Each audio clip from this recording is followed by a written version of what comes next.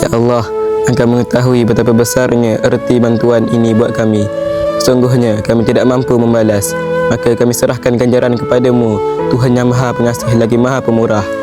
Amin ya Rabbal Alamin. Kami memanjatkan setinggi-tinggi kesyukuran ke atas limpahan rahmat-Mu kerana masih ada insan-insan mulia yang sudi membantu anak-anak yatim ini. Mereka memberi bukan kerana kaya, tetapi kerana kasih, kerana iman dan kerana cinta kepadamu ya Allah. Maka kami mohon padamu ya Allah, luahkan rezeki mereka seluas langit dan bumi, tenangkan hati mereka di dunia dan bahagiakan mereka di hari akhirat. Jadikanlah setiap sen yang mereka beri sebagai cahaya yang menerangi kubur mereka nanti. Boleh tekan link di bawah ini, RM30, RM50, RM100, berapa sekalipun, tetapi besarnya nilai di sisi Allah.